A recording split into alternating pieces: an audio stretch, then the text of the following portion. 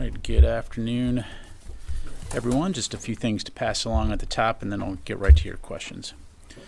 Secretary Austin was honored to host President Zelensky yesterday at the National Defense University and provide introductory remarks. As Secretary Austin said, America's commitment to supporting Ukraine against Russian aggression is unshakable. He also said that, quote, Ukraine matters profoundly to America's security and to the trajectory of global security in the 21st century. That's why the United States has committed more than $44 billion in security assistance to Ukraine's brave defenders, end quote. The Department of Defense will continue to work closely with our allies and partners worldwide to support Ukraine as it fights for freedom and to meet the clear objectives set out by President Biden, a free and sovereign Ukraine that can defend itself today and deter more Russian aggression in the future. The department also continues to stay actively engaged in our objectives related to the current situation in the Middle East region, which are protect U.S. forces and citizens, support Israel's inherent right to defend itself, work closely with Israel to help secure the release of hostages from Hamas, and ensure the crisis doesn't escalate into a broader regional conflict. In support of these objectives, Secretary Austin will travel to the Middle East region next week to meet with leaders in Bahrain, Qatar, and Israel. He also have an opportunity to meet with some of our forces deployed to the region to thank them for their service and for all that they and their loved ones do for our nation. We'll have more details to announce regarding the Secretary's trip in the near future. Shifting to the Indo-Pacific region, Secretary Austin spoke this morning with his Japanese counterpart, Minister of Defense Kihara, to express his thanks and gratitude for Japan's support with search and recovery operations following the recent tragic CV-22 mishap. The two leaders also applauded progress on accelerating U.S., Japan, Republic of Korea trilateral security cooperation and exchanged views on maritime security in the Middle East. A readout of the discussion has been posted to the DoD website. And finally, I'd like to take a quick moment to recognize one of the department's senior leaders who will be departing next week after 3 years here in the Pentagon. Dr. Mara Karlin has served in multiple critical roles to include Acting Assistant Secretary of Defense for International Security Affairs, later as Assistant Secretary of Defense for Strategy, Plans, and Capabilities, and most recently as performing the duties of Deputy Undersecretary of Defense for Policy. During her tenure, Dr. Karlin has managed the writing and ongoing implementation of the National Defense Strategy, a pivotal document in guiding the department, particularly in linking strategy to resources, even amid evolving global crises. As she embarks on her next chapter, on behalf of Secretary Austin and all of us here at DoD, we wish her the very best and are confident that her impact on national security will continue to resonate for years to come. And with that, I'm happy to take your questions. We'll start with Associated Press. Lita. Thank you. Pat, on this new maritime task force effort, can you give us an update on where that stands in terms of gathering more countries to participate? How many do you have at this point? Will this include sort of a formal escorting of ships through the BAM, do you think? And is the U.S. already starting to do that, particularly in light of what happened yesterday night? Yeah, thanks, Leo. Well, first of all, we're continuing to take the situation in the Red Sea extremely seriously. There should be no doubt about that. The actions that we've seen from these Houthi forces are destabilizing, they're dangerous, and clearly a flagrant violation of international law. And so this is an international problem that requires an international solution. We do continue to consult closely with our international allies and partners on implementing a maritime task force. I don't have any specific announcements to make today, and we will have more to provide in the near future. But as you highlight, we do continue to patrol the international waterways throughout the region to support freedom of navigation and efforts to ensure safety, security, and stability. The only other thing I'd say on that, as we've demonstrated in the past, is that our military will not hesitate to take action where we deem it necessary and appropriate, including to protect against actions in the maritime domain that could threaten our forces. Well, just as a follow-up, is the U.S. providing ships as escorts at this point? Are companies requesting that? I'm not aware of any specific companies requesting, but as you know, as evidenced last night, our ships will respond to distress calls, and certainly will continue to work with our allies and partners in the region to, again, support freedom of navigation and security and stability in the region. Okay, Jennifer. Can Can you give us more details of what the U.S. did to help the Norwegian ship and what was done by the U.S. military and the French military? Sure. Just in terms of background, as I understand it, yesterday around 4 p.m. Eastern Time or midnight Yemen time, the motor vessel Strinda, which is a Norwegian-flagged vessel, was attacked while passing through the Bab el-Mandeb by what appears to be an anti-ship cruise missile launched from a Houthi-controlled area of Yemen. They reported a fire on board. We're not aware of any casualties. At the time of the attack, there were no U.S. ships in the vicinity, but the USS Mason did respond to Strinda's Mayday call. At the time, it was approximately 90 nautical miles away when the attack occurred. The Mason was prepared to render assistance. Ultimately, though, it was determined that it was not required, but the Mason did remain in the vicinity of the ship and the area to provide presence in order to deter any further aggression from Houthi territory. And what about the French ship? How close was it to? I'd have to refer you to the French. I just don't have those Okay, and details. just lastly, yesterday, the renewal of the 702 FISA legislation hit a snag on Capitol Hill. What would be the impact on the U.S. military and intelligence gathering if 702 does not pass by the end of the year? Yeah, thanks, Jennifer. Well, just for context, I think that Under Secretary of Defense for Intelligence and Security, Ron Moultrie, really said it best in his recent op-ed on this topic, and that is intelligence saves lives. Section 702 of the Foreign Intelligence Surveillance Act, or FISA, allows us to collect vital intelligence, importantly under federal court supervision, of non-U.S. persons who are located abroad who use U.S. communication services and whose communications are assessed by our intelligence community to have foreign intelligence value. Every single day, that capability, that authorization enables intelligence reports, which contributes to protecting U.S. service members and enabling mission success. If that were to lapse, if Section 702 were to lapse, it would really undermine our ability to address complex challenges, managing competition while avoiding and preventing conflict. Our ability to work with allies and partners, for example, to support Ukraine's defense would be downgraded. Our service members would be at greater risk, and our country will be more vulnerable due to our inability to determine or assess emerging threats. So this is why we really need Congress to swiftly reauthorize a vital intelligence collection law, this vital intelligence collection law, before it expires this month. Thank you very much. Megan. Can we get an update on the attacks on U.S. troops in Iraq and Syria and the injuries that have come from those? I'm not aware of any new injuries at this time. Right now, I am tracking a total of, let's see here,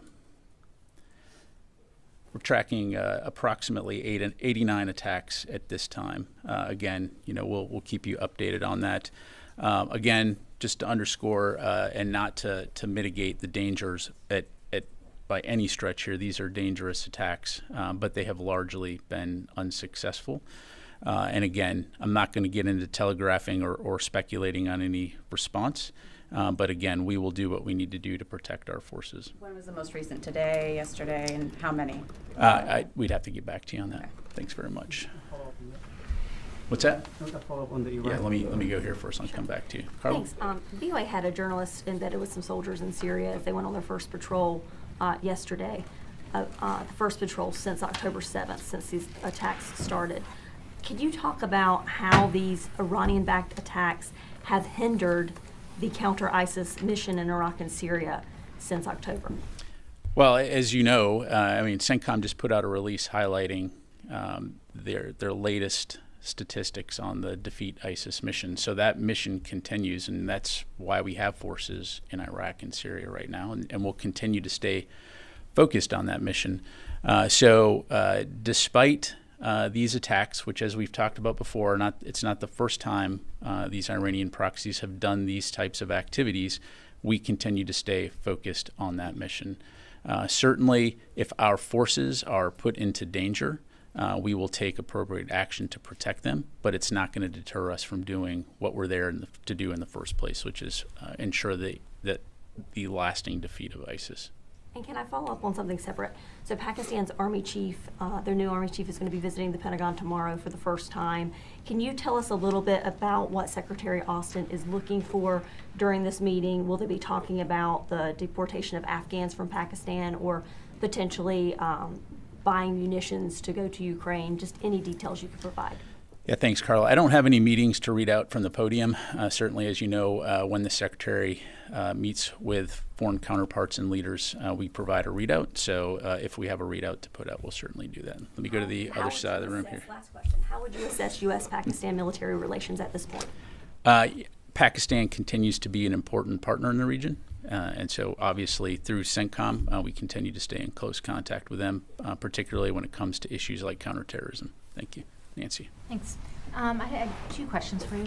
Last week we'd asked for the number of sorties that on average the Ford and Ike have conducted since they've gone to the Israeli border.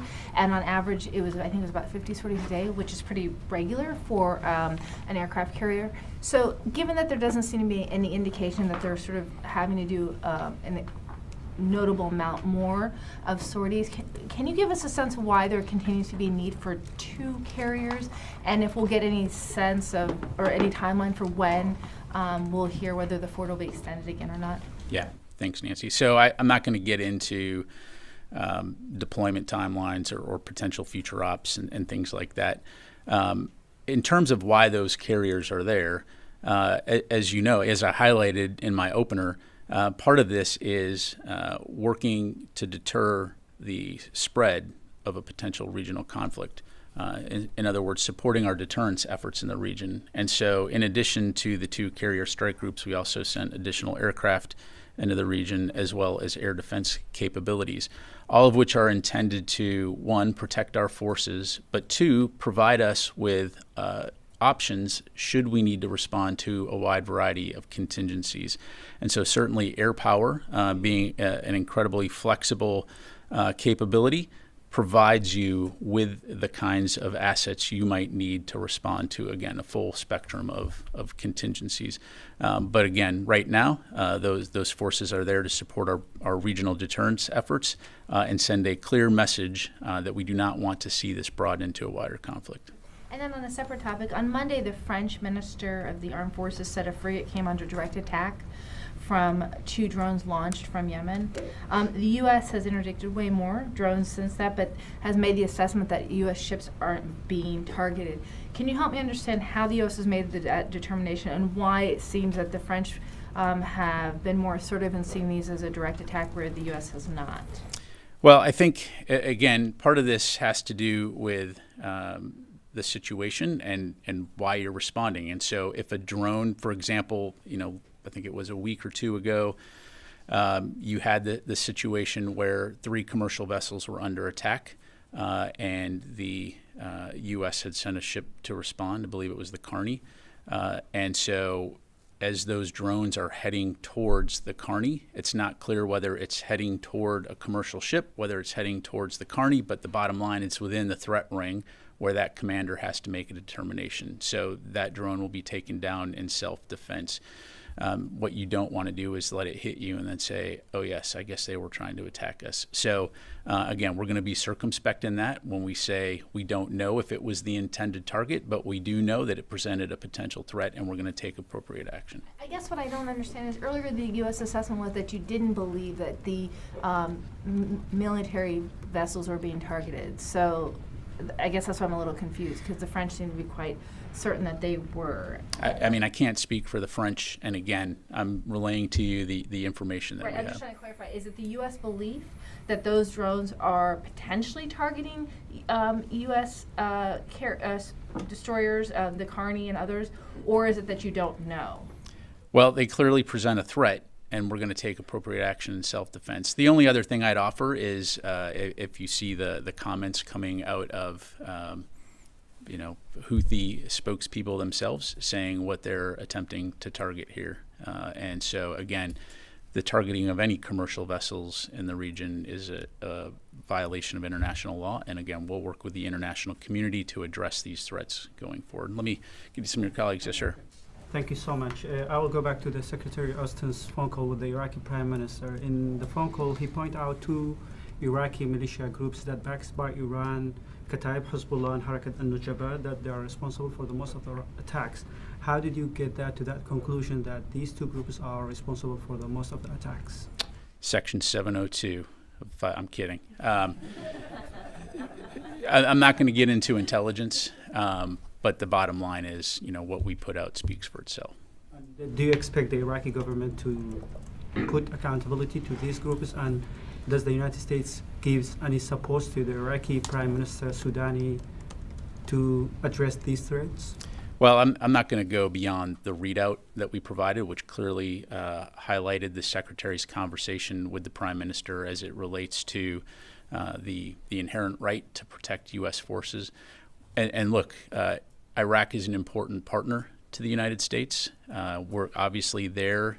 We have a force presence in Iraq at the invitation of the government of Iraq to help their forces as they continue to work for the lasting defeat of ISIS. And so, again, that will continue to be our focus. But we do very much appreciate the Iraqi security forces and the assistance that they have provided when it comes to addressing these threats, and we'll continue to stay in close coordination and communication with the Iraqi government. But at the end of the day, if our forces are threatened, we will not hesitate to take action to ensure that they remain safe. My last question, do you believe You guys that are like multi-question folks today. Last question, I promise. Do you believe that the Iraqi government could do that? Because since the very beginning of these attacks, you are requesting the Iraqi government to stop these attacks, but it hasn't happened. Again, I'm not going to go beyond what we highlighted in our readout. You know that we've conducted strikes within Iraq when our forces were threatened. And look, our focus there is on the Defeat ISIS mission. You have these groups that are attempting to exploit the situation in the Middle East right now to work towards their broader strategic goal of expelling the United States from Iraq and Syria. But we do not want to see a return of ISIS, and we'll continue to work closely with the Iraqi government and others to ensure that doesn't happen. Let me go to Joseph here. And just on that similar topic, in March, I believe, General Carrillo was testifying on the Hill, and he said there had been around 78 attacks on U.S. troops since, I think it was January of 2021, until January of this year. That's 2 years. And then just from October 17th until today, we have somewhere around 90 attacks. You guys have more or less said that these attacks are not linked to what's going on in Gaza. You also said at the top the U.S. is trying to contain this conflict to Gaza. Is it still the department's assessment that what's happening in Gaza is not linked to these attacks on U.S. troops? And secondly, is it the department's assessment that deterrence is working when we've seen the number of attacks in, 2 months more than what we had seen in 2 years? Yeah, well, again, our focus, as I outlined those objectives, is to prevent the situation, the conflict between Israel and Hamas from broadening into a regional conflict. And so, no, we don't assess that has happened. It has been contained to Israel fighting Hamas in Gaza, and that will continue to be a focus. We've talked about this before. The situation in Iraq and Syria, why our forces are there, and the fact that you have Iranian proxy groups who are being encouraged by Iran to, again, exploit this situation to their advantage in order to meet the strategic aim of expelling U.S. forces from that region, which, again, by the way, are there at the invitation of the government of Iraq. And so, we're going to continue to stay focused on that mission. We're going to continue to do what we need to do to protect our forces. And I'll just leave it at that. Just secondly, if I can follow up on the task force that's being discussed. I know you don't have anything to read out, but we reported earlier today that there's the U.S. is in talk with 12 nations about this task force. Can you confirm that? And then also, can you elaborate at all on the Secretary's conversations next week on his trip? Does he plan to ask at least Qatar and Bahrain to join that? Yeah, thanks, Joseph. So right now, no. Again, I have more information in the near future as it relates to our efforts to work multilaterally in terms of the Red Sea region. And as far as the trip goes, again, we'll have more information in the future. All right, let me go back over to here. Laura. Thank you. Last month, President Biden and President Xi promised that they would resume military communications. I'm wondering if you could tell us when that's going to happen. So I don't have any specific calls or meetings to announce right now. We have been working closely with our defense attaché office, and our policy team's been in active coordination with Beijing in order to arrange communication. But again, nothing to announce at this point in time. We have underscored many times the importance of ensuring that senior leader level communication continues to mitigate potential risk and prevent miscalculation, and so we'll continue to stay very focused on that. I know that Secretary Austin doesn't have a Chinese counterpart right now. Have they offered someone to speak in his place? Again, right now we're reaching out. Don't have anything to announce at this time. So thank you very much, Janie. Thank you, General. Congratulations on your promotion. Thank you. Getting 2-star. The 2024 National Defense Authorization Act says that the U.S. troops stationed in South Korea will be maintained at the current level. Does this include troops deployed for joint exercise? Thanks, Jenny. So as you know, right now, we have approximately 28,500 U.S. forces assigned in the Republic of Korea. In terms of forces coming in for exercises, that is a variable number that depends on the size of the exercise, the number of requirements and things like that. So that won't change. So the bottom line is, when it says force levels will be preserved, I have to take that at face value. Obviously, I'm not going to talk about pending legislation, but exercise numbers can fluctuate, again, just depending on the requirement. Ukraine, do you think military cooperation between North Korea and Russia will lead Putin's war in Ukraine to victory? You're asking. Look, Janie, we are singularly focused on working with the international community to ensure that Ukraine has what it needs to be successful on the battlefield, both in the short term and in the long term, in terms of deterring future aggression from Russia. So I'll just leave it at that. Ro. Okay, thank you. I have two questions on the Secretary's calls with the Japanese Defense Minister. First, on the Osprey crash, I wonder if the Secretary shared the progress on the investigation into the crash with the Japanese Defense Minister, because Pentagon said that investigation will be transparent. Yeah, again, I'm not going to have anything to provide beyond what's in the readout. As you highlight, broadly speaking, yes, the Department of Defense will continue to work closely with our Japanese allies to share information as it relates to the investigation, and as appropriate.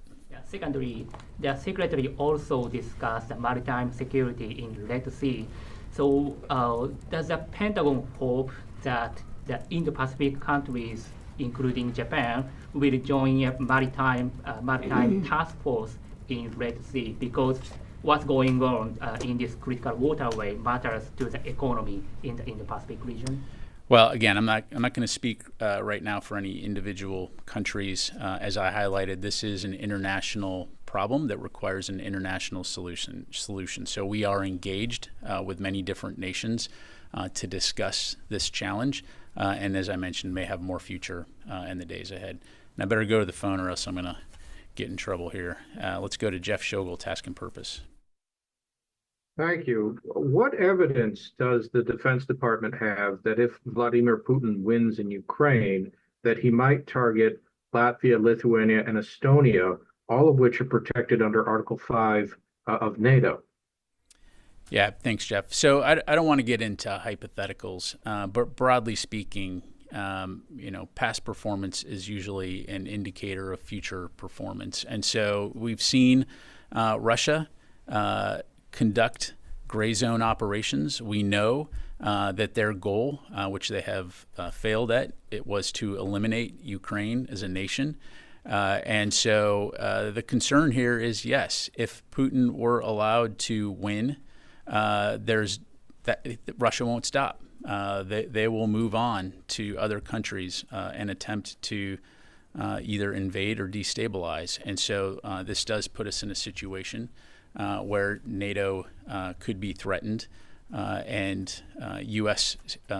Requirements and commitments under Article 5 would be something that we would obviously take very seriously. So again, this is why Ukraine matters. It's not just about Ukraine. It's about international security, not only in Europe, but also globally. Thank you. Let me go to Reuters. Phil?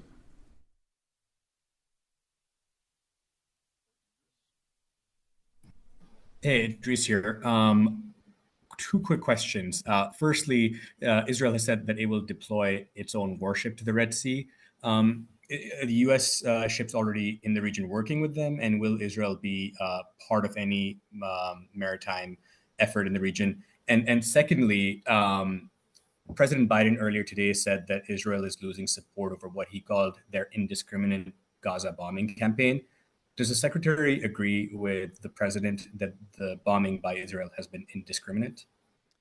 Thanks, Idris. So I don't have anything to announce regarding Israel. I'd refer you to them to talk about their own operations in the Red Sea region. And look, Secretary Austin's comments at Reagan were very clear when it comes to two things. One, that our support for Israel's inherent right to defend itself is ironclad. And number two, that we will continue to expect Israel to conduct its operations in accordance with the law of armed conflict, highlighting that not only does Israel have a moral obligation to protect civilians, but it's also a strategic imperative. Thank you. Come back in the room for a few more here. Matt. Thanks, Pat.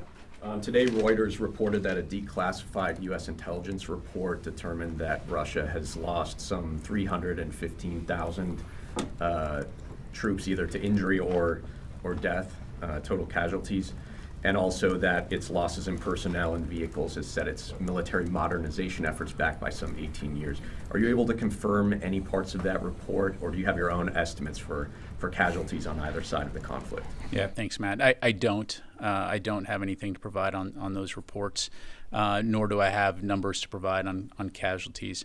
But I will take it as an opportunity to highlight the fact, again, the strategic failure of Russia when it comes to the objectives that it had set for itself in Ukraine, and the fact that it has cost thousands and thousands of lives on both sides needlessly, which is why, again, we will continue to work very closely with Ukraine to ensure that they have what they need to defend their people and protect their sovereign territory. So I'll just leave it there. Thank you. Dan. Thanks, General. Wanted to follow up on the individuals that appeared to be responsible for the hijacking some days ago that you said appeared to be Somali. Can you give us an update on where they are, if they're still detained underway with the U.S. Navy, if you've clarified where they're from, and just where they are now? Sure. They are Somali.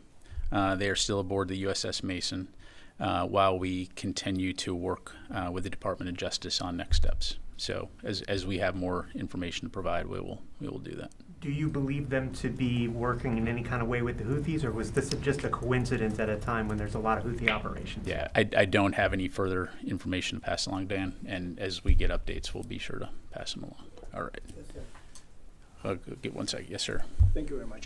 You just said that Secretary Austin made it clear that the United States is expecting Israel to be careful in its bombing campaign in Gaza when it comes to civilian casualties. What if the Netanyahu government or the IDF continue to indiscriminately attack civilians in Gaza and continue to use the white phosphorus like it did in southern Lebanon? What steps will the United States government will take? Again, look, we have been very clear with our Israeli partners that we have the expectation that they will conduct their operations in accordance with the law of armed conflict. It is the importance of taking civilian safety into account has come up in every single conversation that Secretary Austin has had with his counterpart, and that continues to happen at multiple levels. And again, look, we understand that Israel is fighting to defend its people from a terrorist threat in the form of Hamas that brutally attacked the people of Israel on October 7th. We also understand that they are an extremely difficult fight in an extremely dense urban terrain where the enemy has intertwined themselves among the civilian population and are using them as human shields. So again, we understand that, and we will continue to support Israel in their efforts to defend their people and defend their country. But we will also continue to talk to them about the importance of mitigating civilian casualties and the importance of ensuring that civilian aid is provided to the people of Gaza. Let me go back to the phone here, and then we'll do one more in the room. Heather from USNI. Thanks so much. Just to follow up on Nancy's question, because the French are saying that they were attacked and they are a NATO ally, what responsibility does that put on the United States to help protect French military ships that might be getting attacked, or other military ships that may consider the drones or missiles being shot in the Red Sea to be attacks? Yeah, thanks, Heather. So, my understanding is operations in the Red Sea, it's not a NATO operation per se. Clearly, France is a close ally, and should they ask for our support or call on us to support them, we will obviously respond and be there to help. But again, it's not a NATO mission, as I understand it, going on right now within the Red Sea. You've got the combined Maritime force that has over 39 nations that work together on a multiple number of efforts to provide security and regional stability, to include Red Sea navigation. So again, nothing to announce on that front. More to follow in the near future, but I'll just leave it there. All right, sir, you get the last question. Thank you. As far as U.S.-India military-to-military relations are concerned, how would you highlight 2023 and also any major accomplishment and what the future ahead lie between the two countries, and including yourself, if you are enjoying your job or you have enjoyed your job in 2023? I've absolutely enjoyed my job in 2023, and I enjoy spending time with all of you here. But in terms of the relationship between the United States and India, with obvious focus on the Department of Defense, I think it's been a very good year. I think we've made great progress in terms of further bolstering our relationship and our cooperation. You've heard us talk about things like INDUS-X and working on defense cooperation efforts to include in the industrial base, as far as developing things like jet engines in India, working collaboratively to produce armored vehicles in India, the ability of our ships to go to India, our Navy ships to go to India to be repaired. And so all of this working toward the common vision of a free and open Indo-Pacific region where sovereignty is respected and countries can operate in international airspace, sail the international waterways freely and without harassment. So again, we'll continue to work closely with our partner India, and we look forward to further progress in 2024. Thank you very much. Thank you very much.